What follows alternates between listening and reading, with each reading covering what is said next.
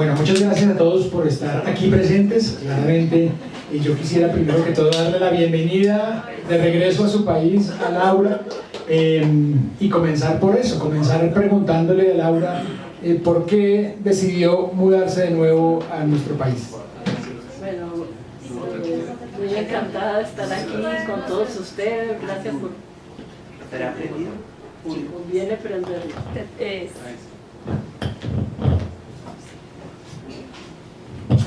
Ya, ahí. Bueno, muchas gracias por estar aquí en esta belleza de librería, y a mi queridísima amiga Consuelo, con quien ya llevamos décadas de estarnos acompañando desde su librería Biblos, por donde pasaron tantas figuras tan queridas, ¿no, Consuelo? Y algunas ya que ya no están, tanto poeta estupendo. Biblos, la verdad, la cultura pasó por allí, fue muy significativa en su momento, un lugar de reunión maravilloso, y me encanta saber que ahora se reproduce aquí en este bellísimo lugar. Así que muchas gracias, Consuelo, muy feliz reencuentro contigo, siempre muy agradecida con ella, que ha sido una impulsora fantástica de todo lo que es literatura, literatos, escritores, poetas. Siempre hemos encontrado en los sitios de ella nuestra casa. Con Julio César, un placer volver a hablar contigo. Estuvimos hace pocos días en la Feria del Libro hablando de cine, en un espacio delicioso que tiene él, que se ha vuelto muy popular, porque simplemente hablar con escritores de sus películas favoritas, lo cual al público le encanta. Él lo hace dignamente, es un extraordinario interlocutor. Esa charla, por cierto, la pueden ver mañana a las 7 de la noche, tanto en las redes y las plataformas de la Cinemateca de Bogotá, como en las plataformas y las redes del Tiempo. La pregunta de Julio César, ¿por qué volví? Yo creo que es el momento de volver. Yo creo que es el momento de refugiarse. Yo siento que estamos entrando en tiempos muy duros, muy tremendos. Hay un dictamen de ferocidad que viene desde el norte, que se nos está imponiendo con unas marcas tremendas. Es decir, si sumamos genocidio en Gaza, pero también tantas cosas que no se saben. En el Sudán se está muriendo la gente por cantidades, y peor ahora por la falta de ayuda humanitaria, porque la cortaron. Al Yemen lo están borrando, tampoco la prensa lo muestra. Los bombardeos en Yemen están matando por miles, no solamente a los locales, sino a los migrantes que atraviesan el Yemen. Trump está mandando a los inmigrantes a campos de muerte, como los de Bukele, pero también internos. Han revivido toda suerte de sitios de oprobio, hacen parte de esta política de muerte, para no hablar de los millones de personas que se están quedando en Estados Unidos, en Europa, en el primer mundo, sin seguridad social, sin planes médicos, porque pues la cuestión de este capitalismo voraz va para el fin de todo lo que no sea enriquecimiento de unos, y acabar con todo lo que sea bienestar para la gente. Estamos en un momento, a Cuba la están matando de hambre, ante el silencio del mundo. Lentamente a Cuba la están asfixiando de física, hambre.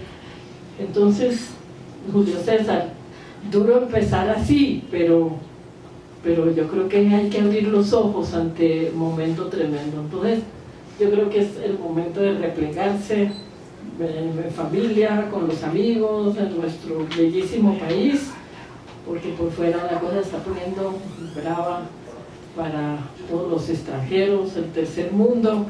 Mejor estar en casita y no sometidos pues ahí a esa ofensiva tremenda que se siente. Es que se siente la presión, uno como extranjero, a pesar de no pertenecer, pues gracias al cielo, a las hordas de inmigrantes empobrecidos, de todas maneras esa presión generalizada de que el extranjero, el inmigrante es el enemigo, pues lo siente uno como escritor también, porque la literatura latinoamericana en el primer mundo, digamos, pues en este momento no es lo más apreciado. más bien en el sur sí, en los países que se consideran sur hay una avidez como por encontrar afinidades, en los países africanos, en los países árabes, los latinoamericanos, hay una avidez de encontrar identidad contra lo que se considera una ofensiva fuerte de un desplome, yo creo también de exilio. Yo creo que el comienzo de la charla con Laura es completamente pertinente porque justamente estamos aquí convocados por esta nueva novela de Laura que se llama Soy la daga y soy la herida. Y en charlas previas que hemos tenido con Laura, ella la define como una farsa justamente sobre el poder. Tiene que ver exactamente con lo que está mencionando Laura, que es Soy la daga y soy la herida en relación con el poder. Y con lo que está pasando afuera, es una parodia, de pronto yo vengo diciendo farsa, pero me parece que es más propio decir parodia, es una burla del poder ese omnímodo que tenemos encima que nos quiere aplastar, pero también es un llamado a abrir los ojos, una novela que molesta, que inquieta, dura, fieramente dura. Yo he querido que sea cómica también, para que creo en la fuerza de la parodia. La parodia es un género que ha tenido históricamente su papel en perturbar el poder. Entonces esta es la historia de un verdugo que lo saqué de un libro previo que se llama Pecado. Ahí tomé el personaje, pero tiene nombre, se llama Misericordia Tiger. A pesar de que tiene ese oficio pues tan tremendo porque es un cortacabezas, espero que a lo largo de las páginas simpaticen con él. Yo terminé, digamos, de alguna manera queriendo que pierdan la cabeza por él. Bueno, porque no se la dejen cortar por él, porque el tipo también tiene lo suyo.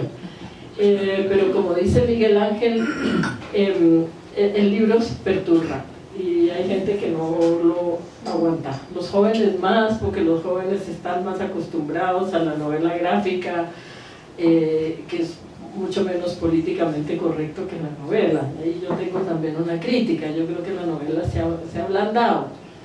En general, el género novela se ha vuelto como amable, a diferencia de lo que era, digamos, la novela decimonónica, que no solo no tenía escrúpulos en penetrar en las cavernas del mal y de lo torcido. Piensen en Dostoyevsky, un gran buceador por el lado más oscuro del alma. Y yo creo que la novela contemporánea, un intento excesivo de agradar. Yo pienso que con esta yo quise romper con eso. No es tiempo de agradar, es tiempo de decirles, estamos entrando en una era, en una nueva era del terror. Eso es lo que está pasando, que está más lejos. Bueno, en España le oí decir a un político una cosa horrible: me pilla demasiado lejos. Bueno, en el momento en que lo que le pasa a nuestros hermanos nos pilla demasiado lejos, ahí ya la humanidad empieza a ahogarse. Tenemos que saber que el destino nuestro depende del destino de los otros pueblos de la tierra y viceversa. Además, porque como es el propio planeta el que está puesto en tela de juicio, en estos tiempos sí, o todos en la cama o todos en el suelo, eso es una verdad de apuño. Entonces, la novela quise hacerla que se rían, yo me reí escribiéndola. Misericordia tiene el payaso porque es un verdugo atenazado por una duda hamletiana que no se la puede permitir un verdugo: ¿mato o no mato? Él está siempre pues en ese dilema. Está bajo las órdenes de un Dios absolutamente cruel, omnipotente, caprichoso, que define quién vive y quién muere simplemente al soplo de su propia arbitrariedad y de su capricho. Ahí en ese Dios, en ese abismo, además que le encanta el espectáculo, entonces él a veces parece como un cisne de fuego chapoteando sobre el agua, hace apariciones para anunciar quién debe morir, para darle las órdenes además a Misericordia. Otras veces es una mujer desnuda en medio de la hoguera, una deidad muy aparatosa. Y pues ahí yo veo dirigentes de estos mundiales, ahí yo veo a los Trumps, a los Netanyahu, ahí quise retratar, digamos, indirectamente a todas estas figuras, yo no sé, salidas de una oscuridad muy, muy profunda y con un ánimo de apropiarse del mundo, liquidando lo humano. Entonces ese es Abismo. Y bueno, no les vamos a contar la trama, pero no es un libro sobre la maldad, sino cómo podemos rebelarnos contra ella, cómo podemos rebelarnos contra lo inhumano, cómo podemos escarbar dentro de nuestra absoluta impotencia, la impotencia de los desarmados frente al omnímodo del poder militar, del poder imperial, cómo podemos montar listas. Precisamente por eso son surrealistas, porque quieren dejar de lado una razón que les parece que ha producido horrores y que no es la vía para expresarse artísticamente y para inventar nuevas realidades. Entonces el acéfalo no tiene cabeza, en una mano tiene la daga, en otra mano tiene un corazón en llamas, en las entrañas tiene un laberinto y en el sexo tiene una calavera.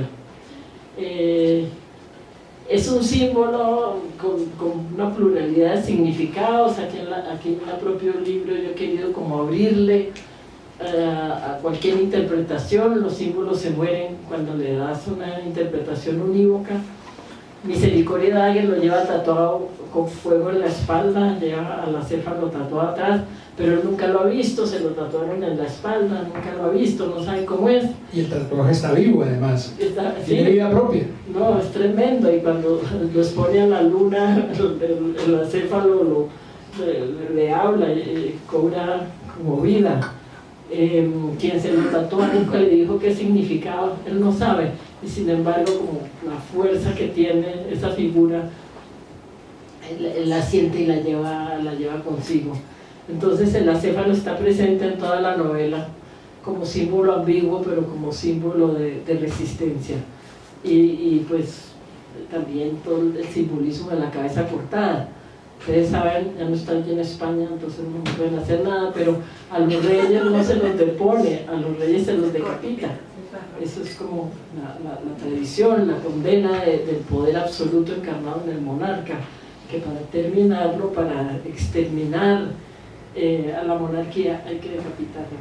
Entonces el acéfalo yo creo que ilumina toda la novela con su luz ambigua, oscura, luminosa, de resistencia, pero también de violencia.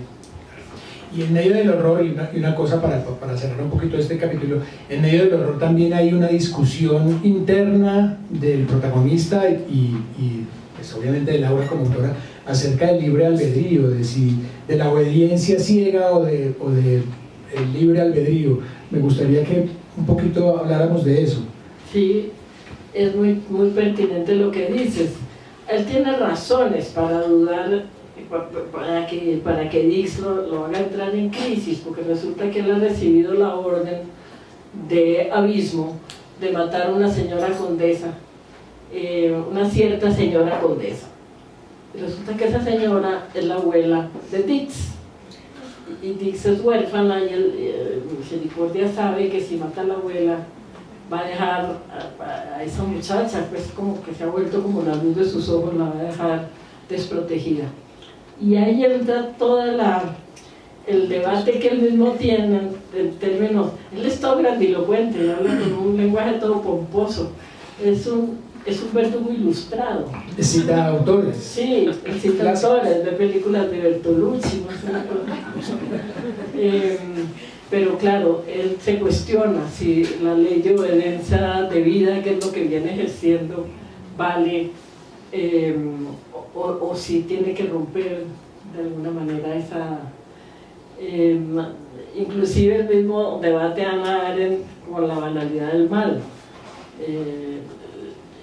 Y él dice, bueno, yo no soy la banalidad del mal, la banalidad del mal es Abismo, que allá desde sus alturas y desde sus capas de plumas ordena matar porque se le da la gana caprichosamente. Esa es la banalidad del mal, yo soy la maldad del mal, dice Misericordia en una frase tenebrosa.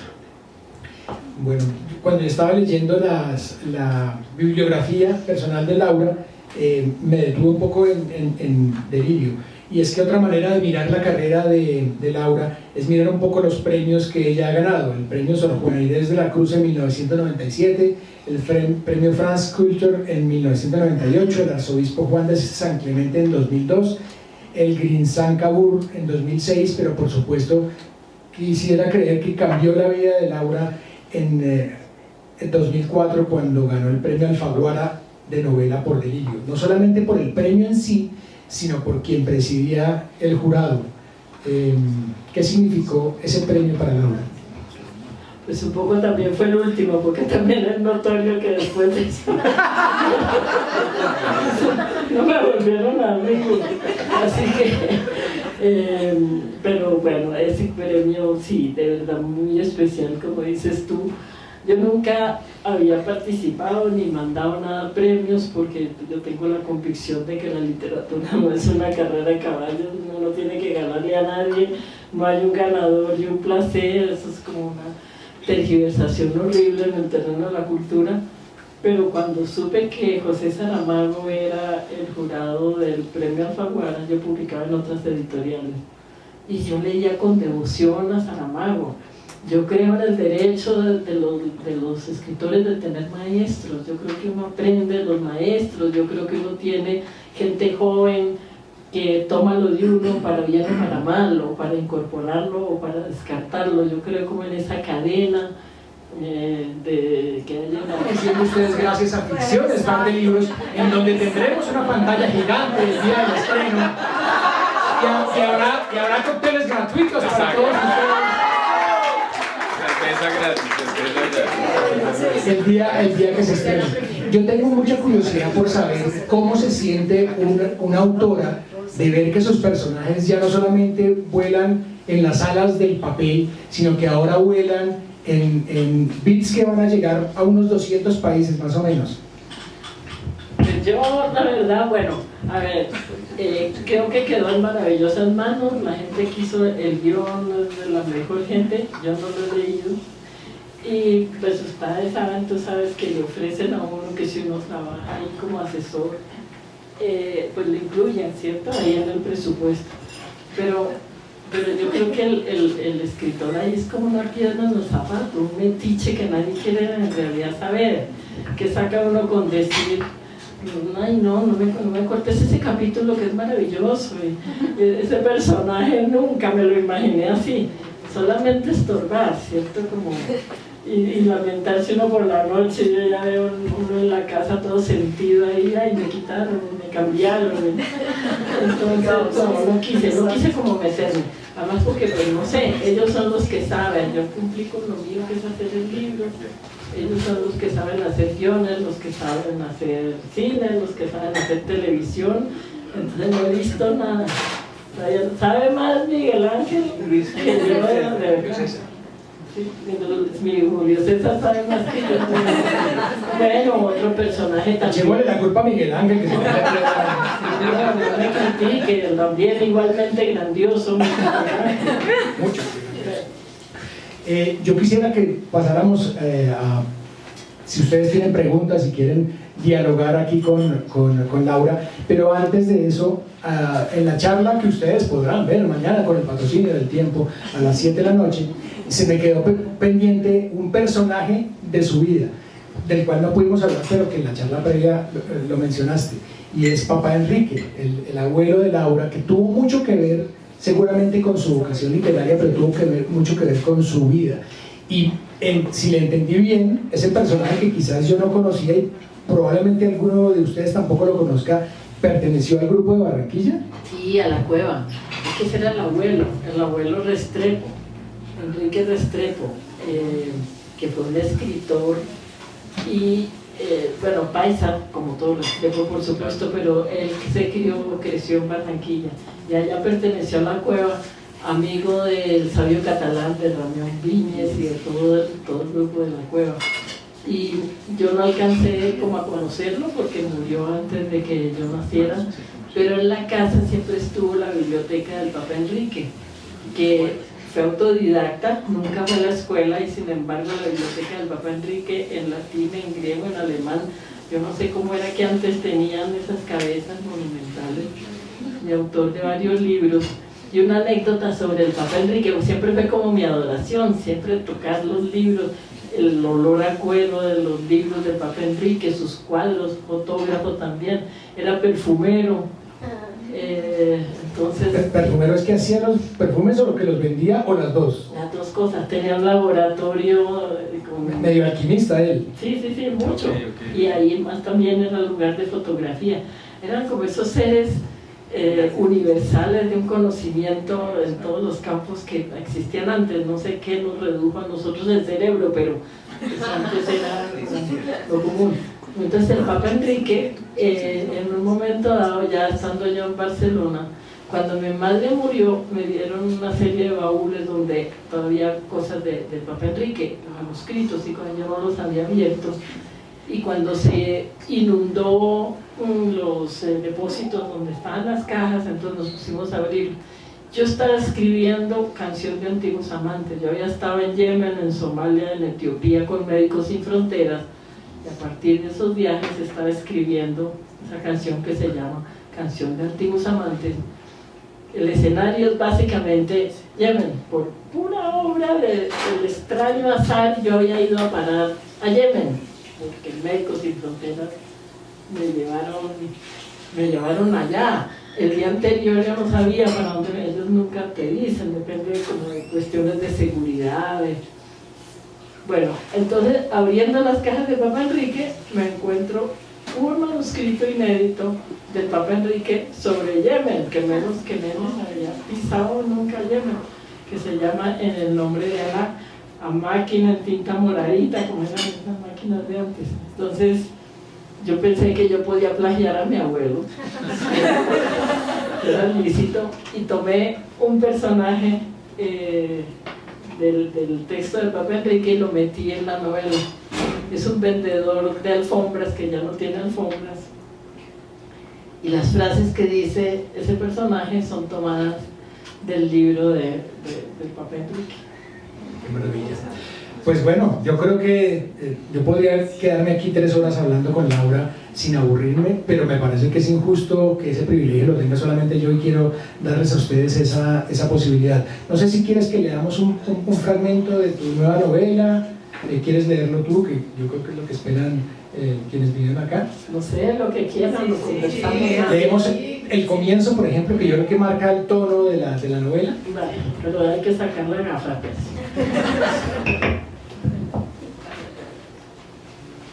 Que se me quedó el frasecito. Claro que sí.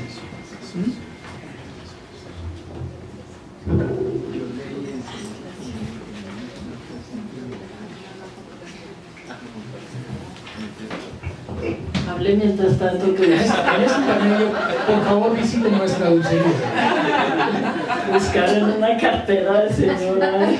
Bueno, creo que puedo recitarles yo aquí un poema de... Todos los libros, las novedades que hay en ficciones. Los cócteles líquidos. ¿Ustedes saben el cuento de la señora y el ladrón de celulares? ¿Ah? Que va la señora con su cartera por la calle de Bogotá, es un chiste muy bogotano. Entonces llega el raponero y le dice, denme el celular, y la señora le dice, si lo encuentra.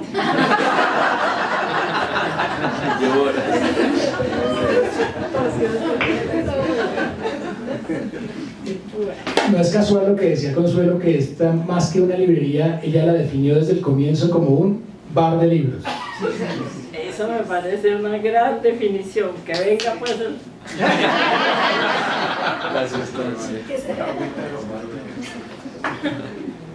Listo. A ver, tú me dices que en principio. Yo creo que el comienzo marca el tono de la novela.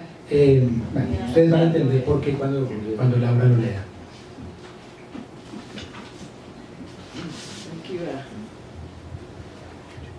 Este Misericordia se presenta como James Bond. A ver, dice: soy Tagger, Misericordia Tagger. Abismo me adjudicó un oficio, empuña el hacha, me dijo, tú serás el verdugo. Abismo se presentó ante mí como una mujer flaca, desnuda de la cintura para abajo, que bailaba frente a una pira de basura ardiente. Una mujer joven pero demacrada. Su vello púbico Ralo y rubión, desafiaba el aire frío y su sexo se abría con indiferencia. Supe que ella era Dios y conocí su nombre, Abismo. Sus piernas, dos angarrios nervudos, se erguían sobre altos zapatos de tacón y plataforma. Mecía el cuerpo al son de una música silenciosa. Se trataba de un Dios danzante. Creo en un Dios que baile, dijo Nietzsche. Yo, en cambio, creo en un Dios que sangre. No comulgo con el Let It Be de los Beatles, sino en el Let It Bleed de los Rolling. Te harás verdugo y trabajarás para mí, me ordenó Abismo usando palabras. Supe que era un Dios parlante. Los tonos graves de su voz semejaban bramidos de ciervo o acordes de cello. Abismo ama la oscuridad y la bruma, porque es en sí mismo brumoso y oscuro. Me amenazó con castigo si llegase a desobedecerle. Era un Dios amenazante. Acepté sus términos y pactamos una alianza. Comprendí su edicto y me hice justiciero, ejecutando a quienes él condenaba a la pena capital. Más adelante. Creo que esto es el puente perfecto para darle la palabra a ustedes, para que interroguen a Laura, y aquí por cercanía y por facilidad con el micrófono vamos con la primera pregunta. No, estaba muy interesado en ver como qué cómics te han gustado como a lo largo de la vida, como cuál es tu relación con el cómic ahora que está pues creciendo tanto. Yo pienso mucho en Power Paola y en Marjan Satrapi, pienso en una novela que sacaron dinamitando el género. Art Spiegelman, después de muchos años, volvió y sacó Street Cop, un policía de a pie. Y entonces no sé, ¿qué opinas del género? ¿Qué te gusta? ¿Qué no te gusta? No sé, como, ¿cuál es tu relación? Veo que eres una dibujante bastante diestra además, entonces chévere. ¿Cuántos años tienes tú? 28. 28. Claro, es que, vea, yo soy un aprendiz de cómics y de novela gráfica porque mi hijo me está enseñando. Pero es que yo siento que la novela, como les decía antes, se ha ido acartonando, como dentro de los moldes de lo amable, de lo que no perturba, de lo que tiene como una suavidad mellow, que llaman en inglés, ¿cierto? Y me parece que los cómics y la novela gráfica van mucho más allá de eso, como la posibilidad de penetrar primero en territorios fantásticos, míticos, místicos, y también en territorios del mal. Ahí veo yo una agilidad mucho más grande. Entonces, mi hijo ahí me ha estado enseñando de cómics y de novela gráfica. Entonces, por ejemplo, me ha hecho leer verdaderas joyas como son From Hell, o como son Arkham Asylum. Bueno, y ahí voy con Alan Moore, y ahí voy con otras. Soy aprendiz. Él me advirtió, métete con ese tema y te va a salir uno que sí sabe. No, a mí From Hell me pareció muy pesado, o sea, vas mejor que yo.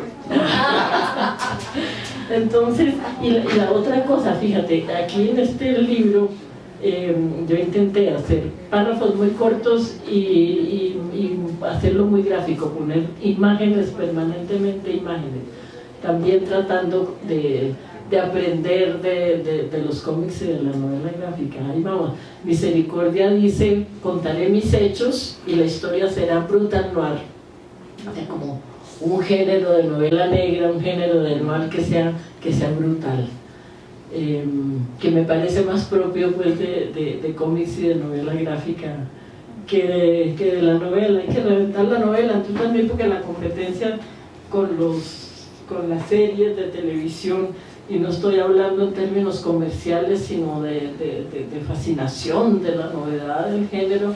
Hay series de televisión, ya lo hablábamos con Julio César, que de verdad son una innovación en términos de literatura fantástico. Entonces, si seguimos contando novelitas, vamos a muere. Hay que ver cómo forzamos al género y le permitimos renovarse y como indagar en nuevos estilos. A manera de contexto, dos detalles. En la charla que ustedes van a ver mañana a las 7 de la noche, ella escogió una serie para ilustrar un capítulo del cual hablamos, y esa serie fue Los Soprano.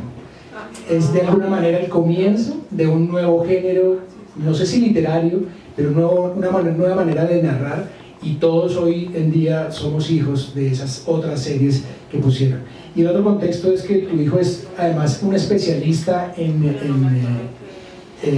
Dante Alighieri, a tal punto que el perro que te acompaña mientras escribes hoy, su nombre es Dante. Sí, el perro de mi hijo. No, mi hijo es una cosa tremenda. Mi hijo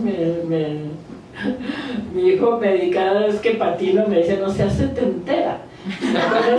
Ya con eso me tiene muy alineada.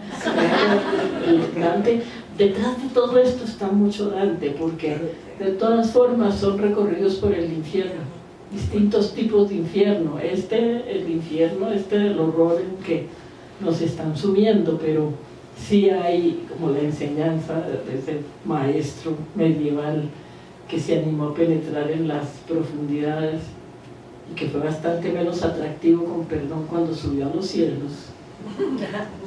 Siempre es mejor el infierno que el cielo. Siempre mejor. ¿Alguien más tiene alguna pregunta? Bueno, primero quería decirle que me parece fantástico que exprese su opinión política de una manera contundente y abierta. No muchos autores lo hacen y pienso que no es momento para ser tímidos. Y quería preguntarle, soy la daga y soy la herida, es una frase de un poema de Baudelaire. ¿Hay alguna conexión con la obra de Baudelaire? ¿Hay guiños adicionales con esto o simplemente tomó la frase del poema? Creo que la de Baudelaire es soy la espada y soy la herida, ¿no? Has tenido varias traducciones, flecha, daga, sí. Mira, sobre la primera parte de lo que dices, a mí me parece abiertamente inmoral no referirse al genocidio. Yo pienso que sobre ese silencio no se puede construir ninguna cultura. Es decir, no podemos estar viendo cómo masacran un pueblo, cómo lo despojan, cómo matan a los niños de forma sistemática y además bendecida por la grandísima mayoría de los poderes de la tierra y que hace callado. Yo sé que incomoda, yo sé que estorba. En Puerto Rico hace poco, Puerto Rico está interesantísimo, es uno de los sitios que está en ebullición, hay una corriente independentista que están hasta aquí con los gringos. Entonces hicimos una reunión, me invitaron y el tema era ¿qué podemos hacer, pobres mortales, ante una cosa tan monumental y tan monstruosa como el genocidio? Y llegamos a una conclusión: nombrarlo. Donde haya silencio, donde no lo quieran nombrar, decir Gaza, irnos de las tías conservadoras que apagan el televisor para no ver las imágenes horribles, decirles, ¿sabe qué? Gaza existe. Reuniones de burócratas donde todo el mundo inmediatamente se crispa, porque claro, como es un tema polémico, no sé qué, el silencio es nombrarlo, romper el silencio. Yo creo desde luego en lo que María Zambrano llamó la libertad poética. Cada escritor, cada creador tiene el derecho de escribir como quiera, como pueda, de tocar los temas que quiera y de omitirlos si quiere.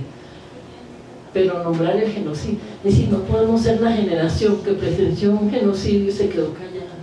Además, porque yo les digo una cosa, si Gaza queda impune, Gaza se repite. Y somos la generación que tenemos que hacer lo que podamos para que Gaza no se les vuelva el método para lidiar con la humanidad. Entonces me alegra mucho lo que digas. Y incomodar es la norma, hay que incomodar, con perdón, que no se vendió de malas, pero hay que incomodar.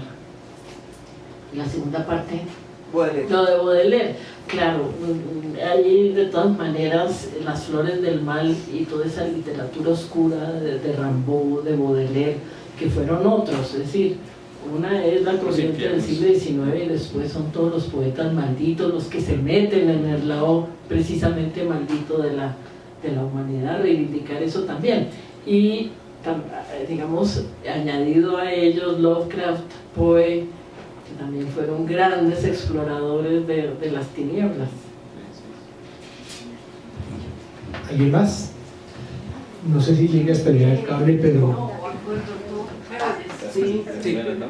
Bueno, primero decirte que estoy muy emocionada de verte. Tú eres una de mis tragas literarias. Profundamente, Laura. Y te quería preguntar, una de tus novelas que para mí es la que más me gusta, que es Demasiados Héroes, que me cuentes un poquito cuál es la relación tuya con esa novela, no sé, como que me hables tú de esa novela. Ah, bueno, me encanta porque esa es una de las que ha pasado como de agache. Demasiados Héroes es la única novela autobiográfica que yo he escrito. Y la escribí no por decisión, sino como porque se imponía que la escribiera. Yo me separé del padre de mi hijo cuando mi hijo tenía 2 años y medio. Y no volvimos a ver a ese padre. Mi hijo creció como muy arropado por mí, que siempre lo tuve a mi lado, por su abuela, por la familia. El padre nunca hizo falta, pero cuando llegó a la adolescencia, el padre se convirtió en un hueco gigantesco, en un fantasma, en una obsesión, y ocasionó que la relación mía con mi hijo se complicara mucho. La mamá siempre tiene la culpa de haberse separado, ¿cierto? Eso le recae a todos. Y no había manera de hablar con él, porque de ser un niño muy dulce, muy cómplice, se volvió un adolescente ríspido y con una carga de ferocidad emocional que para mí, que yo no había cómo lidiarlo. Entonces resolvimos, bueno, había una historia bien oscura por detrás, pero yo le dije, cuando tú cumplas 18 años, vamos a buscar a tu padre argentino. Yo lo había conocido en la clandestinidad en la Argentina, un tipo súper valiente ahí en la lucha contra la dictadura, y como tanto militante consecuente, cuando se le acaba el enemigo sigue peleando con que se le ponga por delante. Bueno, entonces nos fuimos con mi hijo a la Argentina a buscar a ese personaje absolutamente refundido, porque como lo había conocido en la clandestinidad, yo de verdad no tenía las coordenadas suyas, ni la familia, yo nunca había conocido. Se suponía que uno conociera lo menos posible de la gente cercana para no hablar en caso de que, en fin, de que cayera. Entonces nos fuimos a buscarlo, y en medio de esa búsqueda fuimos haciendo el libro, porque aquí la señora que, digamos, me representa se llama Lorenza y el niño se llama Mateo. Entonces con el Pedro, que estudiaba literatura, Pedro mi hijo, ya no conversábamos de tú hiciste, yo no hiciste, y por qué no, y que no me dijiste, no sé qué, sino ese capítulo salió flojo. ¿Por qué? Entonces él me decía, porque este Mateo es muy manso, no te creas, Mateo tenía mucha rabia por dentro. Entonces, a ver, ¿cómo le subimos el tono a Mateo? Ya quedó bien el diálogo. Entonces lo hicimos todo el tiempo entre los dos, y nos permitió derivar como el libro lo que cuando era discusión personal no se podía hacer, porque acabamos en una garrotera muy rápido. Y así fuimos. Era mucho más fácil y más grato discutir cómo queda bien y coherente la novela que cómo arreglamos este enredo que tenemos en la vida. Entonces ese es el título. Demasiados Héroes, porque parte del reclamo que él me hacía: tú siempre me has hablado de ese padre militante, consecuente, valiente, una especie de héroe que se opone a la dictadura, pero ese hijo de puta me dejó a mí abandonado. Por eso se llama Demasiados Héroes la novela. Bueno, no sé cómo estamos de tiempo, Consuelo, tú nos dices. ¿No hay límite de tiempo? No. Visiten la dulcería en el intermedio. Y la siguiente pregunta. No, porque ahora hay que ir a comprar el libro para que lo firme. ¿No era antes? Pero la firma, ¿cómo No, te está queda bien, firma? ya una hora. ¿Sí? Perfecto, sí, muchísimas gracias. Bueno, pues muchas gracias a todos ustedes por haber venido. Me parece que Laura se merece un aplauso.